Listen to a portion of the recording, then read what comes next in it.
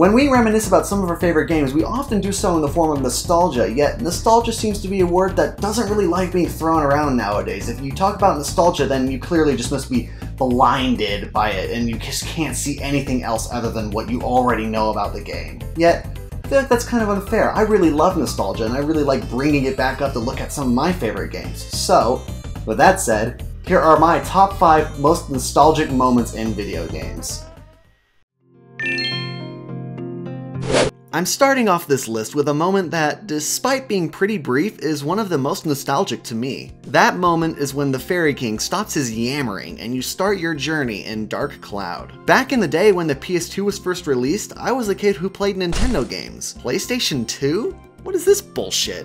I just want to play some Zelda, damn it. But one day, a good friend of my family brought over a PS2 he had rented from Blockbuster, which I'm not even sure if that was a thing. Maybe it's because he was a manager? I don't know. But it doesn't matter, because he left it at our house so we could play it, and my first experience with the PS2 was Dark Cloud. Now, I've already done a video devoted to this game, so there's no need for me to pull a Fairy King myself and talk on and on and on about how great it is. One moment that I always come back to when I think about this game comes early on. After talking to you about what's happened to your village, what you have to do, your fate, and yada yada yada, the Fairy King disappears into the sky. He tells you that all the voices of the world are crying out for help, and you're the only one who can save them. There's this imagery of a single bit of life still around in the form of the flowers on the ground and the butterflies hanging around. As the fantastic music rises up, it helps to solidify that you're about to embark on an amazing adventure. It was the moment where I knew this game was going to be a wonderful experience, and to this day it still gives me goosebumps when we cross paths.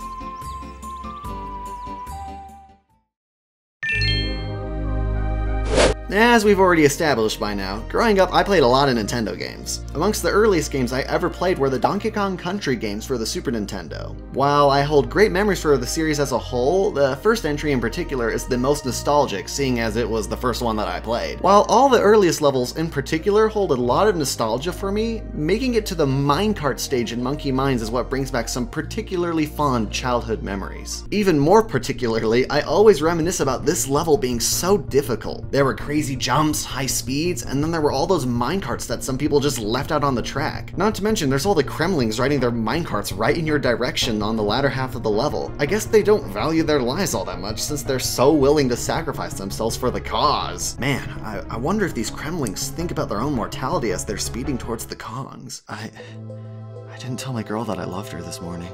Will I ever see my little boy walk again? Shit. I forgot to pick up eggs at the store. And don't forget that last Kremling. As a kid, getting to that point meant you had dodged all the other crocs, made it over all those minecarts obstructing your path, crossed several perilous gaps. To get so close to the end of the level only to fail? That was devastating. So, yeah, it might not be the happiest memory, but it's nostalgic all the same. I've talked about this gem before, Shadow of the Colossus. It's a stunning game, I just want to make love to it. I mean, hey, just look how awesome this giant bird is, it's pretty cool. Hey, let's say hello, haha. Oh shit! While the moment in the beginning of the game where Wonder is walking along the cliffs and the music sweeps in is fucking brow, the nostalgia for this entire game hits me whenever I get to the first Colossi in the game. Luckily, it's only a short ride on Agro, just south of the central temple tower thing before you get to where it resides. The second you get there, the music rises up, filling your ears and instilling you with this sense of dread.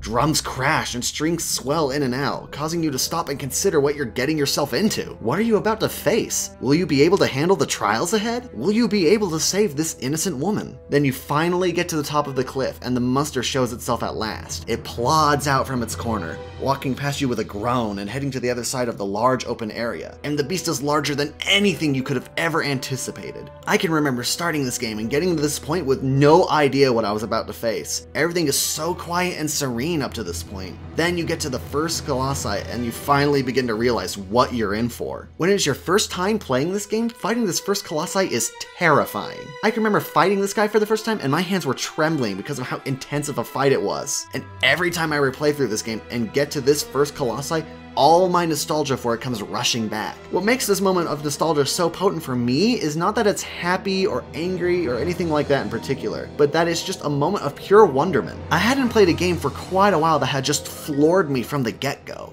but boy did Shadow of the Colossus do just that, and this moment deserves its spot at number 3.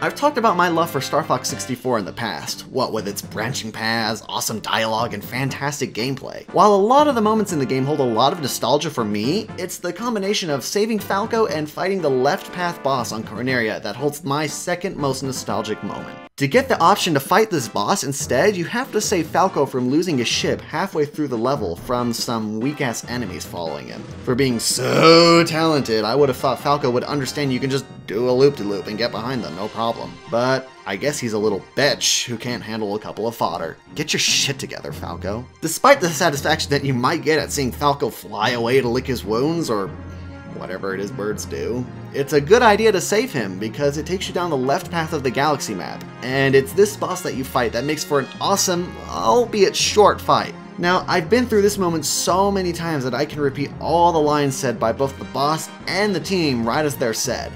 That's worth bragging about, right? For me, this moment is not only epic, but nostalgic in the fact that I can remember the first time I ever managed to save Falco as a kid. It amazed me that saving him was how you unlocked the other path, and from that moment on, I would never go down the right path again. It's this combination of saving him and the subsequent boss fight that has stuck with me to this day. Oh, and don't forget to fly through those arches. It's kind of important, you need to do that.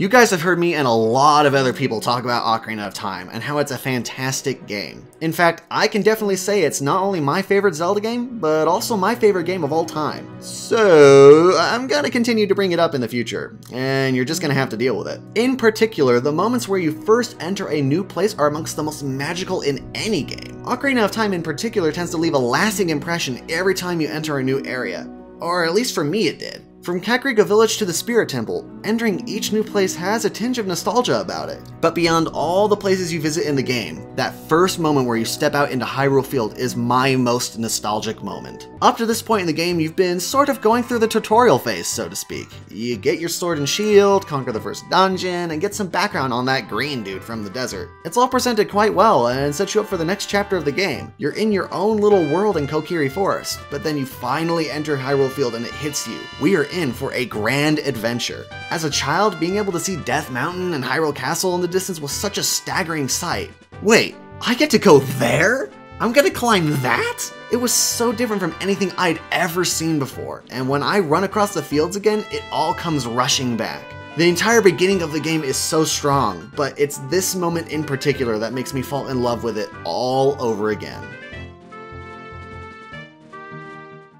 So there you have my top 5 nostalgic moments in video games. They're certainly pretty varied, and I could have even come up with some other ones just from the games that I picked, but at the end of the day, those are the ones that were the most nostalgic to me. However, I like seeing some other people's opinions when it comes to this stuff, so this time I brought in my good friend Boku no Eruption to tell me what he would have had on this list. Nostalgia. It's like that little kid deep inside you that just keeps begging to be let out. As far as the most nostalgic moment in a video game goes, I would probably have to go with Final Fantasy VI. Ooh, but which part of Final Fantasy VI, or 3, are we talking about? Is he gonna cop out and choose the beginning with the beautiful music and Terra walking? Or how about the part where you get to step in and realize that you can use the Kamehameha?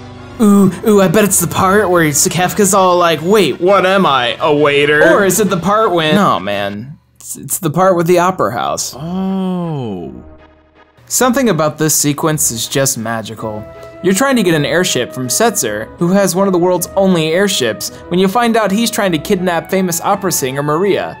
Celeste kinda looks like Maria, so what do you know? Well, Ultros here hears about what's going on and decides he's going to ruin the opera. Let's push minor plot points out of the way here, because that's not really what's important. What is important, to me at least, was when Celeste was belting her heart out singing away. A beautiful track written by Nobuo Uematsu and Yoshinori Kitase by the name of Aria de Mezzo Karatere plays. There are small elements of a game at this point, where you have to guess the next line in the song, but it's pretty easy to do so. You silly bitch. What's cool about this is that Celeste was the hard-ass ex-general of the Gestalian Empire, and then all of a sudden she's in a dress and developing herself as a character. Man, Final Fantasy VI had some crazy character development, especially the part when, oh god. I don't know, maybe you hear this with your newfangled, fully orchestrated soundtracks and garage bands in your video games and go, hey, this isn't that impressive. But in my day, it sounded a little more like this. I'm the darkness, you're the starlight, shining brightly from afar. Through worlds of despair, I offer this prayer to you, my evening star. Must my final. But yeah, this part gets me all jittery and nostalgic. Also, Ultros is kind of the best. Okay. You can Boku no my Eruption. That doesn't even make sense. My Eruption? What the fuck? I want to know what your top 5 nostalgic moments are, so leave them down in the comments below so I can see what you guys would have picked. I'm really interested to see if you guys have some of the ones that are similar to me, or if you've got some completely different ones from games that I never experienced as a kid. I'm Wally the Legend, and sure, don't get blinded by it, but definitely don't forget about that nostalgia, because guess what? It's fucking awesome. I'll see you all later. Hey everyone, thanks again for watching this video. I really appreciate it. I just want to throw out a quick thanks to my good friend Boku no Eruption for being in this video. He makes some awesome content, so you should definitely check it out. I have a link in the description, and also check out that annotation right up there. Also, thanks to Rated S for Sandwich for helping me out a little bit with the script and just giving me some general pointers. I'll also put his link in the description and maybe a little annotation somewhere in here. You guys can find it. Yeah, definitely check him out too. He's awesome. In the meantime, you should check out this other video I did on Super Mario RPG. I'm not usually a big RPG fan, but maybe I liked it. I don't know. You should watch it. Have fun with that, because you should do that. I don't know what I'm saying. Bye.